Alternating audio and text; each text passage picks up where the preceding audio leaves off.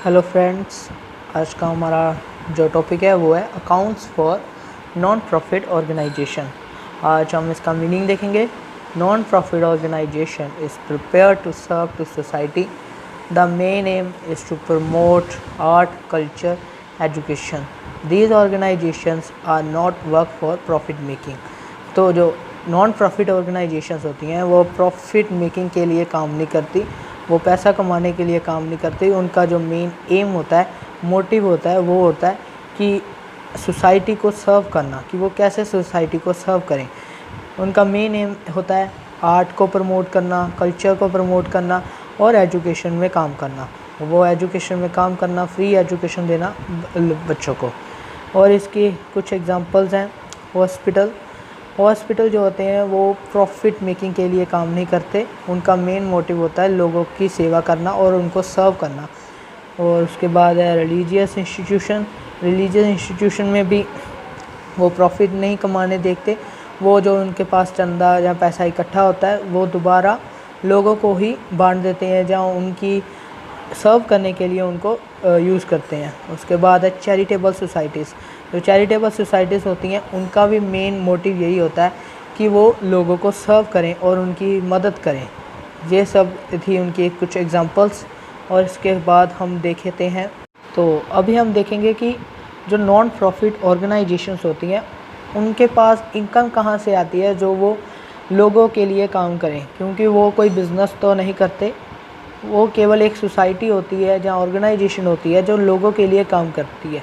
तो देखते हैं, समझते हैं कि जो नॉन प्रॉफिट ऑर्गेनाइजेशंस होती हैं उन्हें इनकम कहाँ से होती है। वो जो नॉन प्रॉफिट ऑर्गेनाइजेशंस है वो कोई बिज़नेस नहीं करती जो उन्हें इनकम हो। वो जो अपना पैसा इकट्ठा करती हैं उसके मेन जो है वो पॉइंट्स यहाँ पर लिखे हुए हैं। सबसे पहले है सब्सक्रिप्शन। जो सब्सक्रिप्शन होती है वो जो मेंबर्स होते हैं नॉन प्रॉफिट ऑर्गेनाइजेशंस के, वो टाइम टू टाइम पे करते हैं अब वो ऑर्गेनाइजेशन में बने रहने के लिए। जो अगर वो टाइम सब्सक्रिप्शन पे ना करें तो उनकी सब्सक्रिप्शन कैंसिल हो सकती है। इसके लिए हर महीने जैसे भी उन्हें फंक्शन होंगे, उनके जैसे भी उन्हें अपने बनाए होंगे, वो रूल्स बनाए होंगे, उसके हिसाब से वो सब्सक्रिप्शन पे करेंगे। वो 1 साल के लिए भी हो सकती है, 5 साल के लिए भी हो सकती है, या मंथली हो सकती है कि मंथ के मंथ वो उन्हें पे करेंगे। तो सब्सक्रिप्शन होती है नॉन प्रॉफिट ऑर्गेनाइजेशन ये इकट्ठी करती हैं, इनसे वो आगे दोबारा लोगों को सर्व करती हैं इसी पैसे से। उसके बाद है एंट्रेंस फीस। कोई भी मेंबर अगर जब नॉन प्रॉफिट ऑर्गेनाइजेशन में एंटर होता है, सबसे पहले उसे एंट्रेंस फ़ीस डिपॉज़िट करनी होती है। एंट्रेंस फ़ीस एक ही बार होती है। इसे डिपॉज़िट करने के बाद आप नॉन प्रॉफिट ऑर्गेनाइजेशन के मेंबर बन जाते हैं। इसके बाद है डोनेशंस जो होती हैं वो 2 तरह की होती हैं। एक है स्पेसिफिक डोनेशन और दूसरी है जनरल डोनेशन। स्पेसिफिक डोनेशन होती है जो भी लोग अपना पैसा डोनेट करते हैं वो पहले ही स्पेसिफाई कर देते हैं कि ये पैसा किस काम के लिए यूज़ किया जाए। अगर हॉस्पिटल में कोई पैसा डोनेट करता है, अगर वो कह दे कि इस पैसे से वेंटिलेटर ख़रीदे जाएं, तो उस पैसे से केवल वेंटिलेटर ही ख़रीदे जाएंगे। वो पैसा किसी और काम के लिए यूज़ नहीं किया जाएगा। और उसके बाद है जनरल डोनेशन में कोई स्पेसिफिक नहीं होता, आप डोनेट करते हैं और नॉन प्रॉफिट ऑर्गेनाइजेशन अपने हिसाब से कहीं भी इसको यूज़ कर सकती हैं। उनके लिए कोई रूल नहीं है कि आपको यहीं पर यूज़ करना है। जनरल काम के लिए, किसी भी काम के लिए यूज़ कर सकते हैं। उसके बाद है लेगेसी होती है। अगर कोई आदमी अपने जो प्रॉपर्टी उसकी है उसकी एक विल बना देती है, और जो विल होती है उसके वो जो है वो नॉन प्रॉफिट ऑर्गेनाइजेशन में डिपॉज़िट कर देते हैं कि जब कोई आदमी जब ये मर जाएगा, इसकी डेथ के बाद इसकी जितनी भी प्रॉपर्टी है वो नॉन प्रॉफिट ऑर्गेनाइजेशन के नाम हो जाएगी। ये जो लेगेसी है ये हमें कभी कभी ही मिलती है, क्योंकि कभी कभी ही किसी पर्सन की डेथ होती है।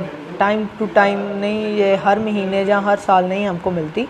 ये जो लेगेसी है वो हमें जब भी मिलती है लार्ज अमाउंट में मिलती है, क्योंकि हर एक जो भी है अपनी विल बनाता है आदमी, वो अपनी पूरी प्रॉपर्टी की जो विल होती है वो यहाँ पर डिपॉजिट कर देता है कि वो जितना भी उसके डेथ होने के बाद जितना भी पैसा होगा जहाँ उसकी प्रॉपर्टी होगी वो नॉन प्रॉफिट ऑर्गेनाइजेशन की हो जाएगी। उसके बाद है गवर्नमेंट ग्रांट।